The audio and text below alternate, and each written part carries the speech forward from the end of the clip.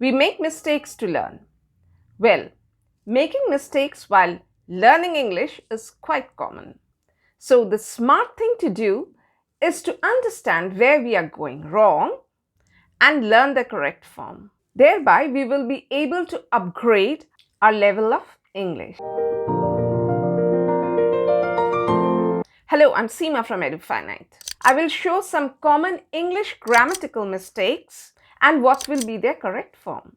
So, are you ready? Without much ado, let's delve into the topic. Well, today we'll focus on some of the common mistakes that we unknowingly make in English. Well, the first one is Mohit and Veena lives in Florida. So, what do you think? Is it right or is it wrong? Do you think there is a mistake or you think it's correct? Well, yes, there is a mistake and it should be Mohit and Veena live in Florida. Why? Because Mohit is singular, Veena is also singular, but we have used and two singulars together with the help of conjunction and have become plural. So the subject over here is plural, two-person. So with plural, what do? We don't use S with the base form of the verb, which is in the simple present tense. So Mohit and Veena live in Florida is the correct form. Now I've just given you the structure with I, you, we, they and plural nouns. So what do we use? We use just the base form of the verb for simple present tense like live, go, know, have. We use have with it. Do, are. These are the auxiliaries that we use with these. If we use I, you, we, they or any plural noun as a subject. Whereas if we use third person singular, that means he, she, it or any singular noun as the subject of the sentence, then of course we'll have to add S to the base form of the verb if we are using it in simple present tense. For example, lives, goes, knows, or do becomes does, and of course are is. So that's how the structure is. Okay, the next sentence. Everyone know that the earth revolves round the sun. So what do you think? Is this right? Yes, to some of us it might look right, but of course it's not right because, everyone is not plural. Though it means everyone, it means each and everyone. That means each individual. So we're focusing on individual. So that's singular. So as I told you, if it's a singular noun, then we'll have to add S to the base form of the verb in simple present tense. So it's everyone knows that the earth revolves around the sun. Okay.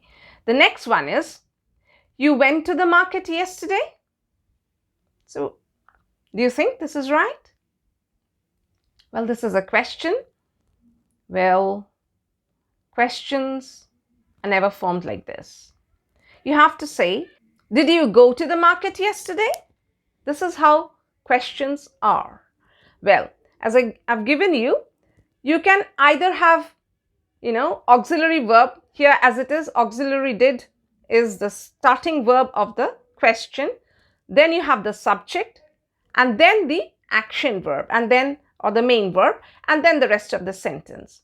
Or you can have a question word like WH word or how or whatever. So if you have a question word, then of course you will also have an auxiliary verb. First the question word, auxiliary verb, then the subject, then you have the main verb and then the rest of the sentence. That's how the structure of an interrogative sentence is. Next, when I can go to the park today? So yes, you have the question word over here. Do you think this is right? As I've already given you the structure. So I think this is not right because the auxiliary is after the subject. So the right form will be, when can I go to the park today? So as I told you, first the question word, which is when, then the auxiliary can, then subject I, then the main verb go, and then the rest of the sentence to the park today. So that's the structure of an interrogative sentence. Hope you have understood it. Okay, the next one. Now, the next one I've told you, if you have do you know, that's a polite way, indirect way of questioning rather. And if you have such words, then what you do? You write that first, do you know, then the question word, okay? But mark one point over here. If it is do you know, then the question word, then the auxiliary won't come. Then you have to have the subject, then the auxiliary verb, and then the main verb. So for example, here what have I done with this interrogative sentence? Do you know where is the mall? So this is not right. It will be, do you know where the mall is? Okay. First what you have? Do you know? That's the verb. First you have do you know, then WH, that is the question word, then the subject, the mall, and then you have the auxiliary or the main verb, what it is. Here we have is. So do you know where the mall is? So this is the structure. If you're not very thorough with it, then you can go through the structure. First, if it's just a question word, if the interrogative sentence begins with a question word, then of course you'll have to have the auxiliary verb after it, and then the subject, and then the main verb, and then the rest of the sentence. But if you have do you know, then you have do you know, then the question word, then you have the subject, then the auxiliary and the main verb, and the rest of the subject. Okay, so let's move on to the next set of sentences. Harry didn't eat his tiffin today as he was not feeling hungry. So do you think this is right? Well, no, this is not right. The right form is Harry didn't eat his tiffin today as he was not feeling hungry. Here we have did not. So that's shortened as didn't. So did is the past tense. So with that, since it's already in the past tense, we don't use the main verb in the past form. We use the base verb, that is the simple present form of the verb. So didn't eat. We never say didn't eat. That's very wrong, because people often, I hear students often make this mistake. Harry didn't eat his tiffin today, because they think they're talking about something in the past. So they should use the main verb in past tense. But please remember, if you use didn't, which is already in the past, you don't use the base verb or the main verb in the past tense. You use the first form or the base form of the verb with it. Okay. The next one is, these students have graduated from college this year. So do you think it's right? Well, no. You have to say these students graduated from college this year. You don't use have with graduated. You use have when you have something with you. I have this, I have that. So you use have for that. Graduated is a degree. So you say these students graduated from college this year. Okay. The next one is, Maria has been waiting for a boss since 3 hours. So yes, for a long time. And do you think this sentence is right? Well, no, it's not. And I'll tell you why. The correct form is, Maria has been waiting for a boss for 3 hours. Well, there is a confusion with since and for. So when there is a duration of time, 3 hours, we are stretching the length. We are telling about the duration, 3 hours. So when we tell about the duration, we use for. But when we use since, we'll have to pinpoint the starting point from where it started. For example, we can say, Maria has been waiting for a boss since 10 o'clock. So that's the starting point. From 10 o'clock, she is waiting and she's still waiting. So for when you have a duration of time, 3 hours, 3 days, whatever. So that's the length of time when you use for with it, and since is when you pinpoint this starting of that action, 10 o'clock. So when you pinpoint something from the point where it started, then we use since 10 o'clock or since morning. So this is the difference between since and for. Okay, the next one is, I think you are forgetting the address.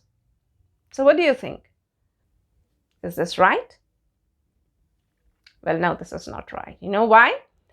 Because forget is a stative verb. It's not an action verb.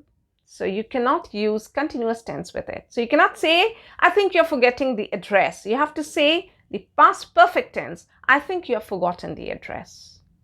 Or if you want to use the simple present, you can say, I don't think you remember the address. Just the opposite. Make it negative. So if you use the negative form, then of course you cannot use, I don't think you forgot the address. You cannot say that, because then the meaning will be something different. So to keep the meaning same, we'll have to use, I don't think you remember the address. That means you've forgotten the address. Okay. But again, remember is also a stative verb, and you cannot say, I don't think you are remembering the address. So yes, with progressive or continuous tense, you cannot use stative verbs. Only action verbs are used with continuous or progressive tense. The next one is, has the movie been starting already? Do you think that's right? Well, no, that's not right. You know why?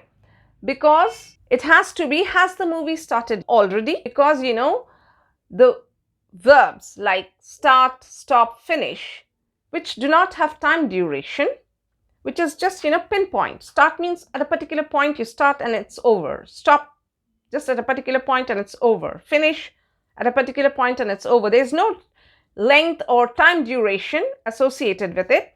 So if it's so, then we cannot use continuous tense in such cases, because continuous tense means it focuses in the duration or the length of time. So you cannot use continuous tense with it. Hence, you have to use the present perfect tense. Has the movie started already? Okay. Next, we have, I have been understanding the sum thoroughly.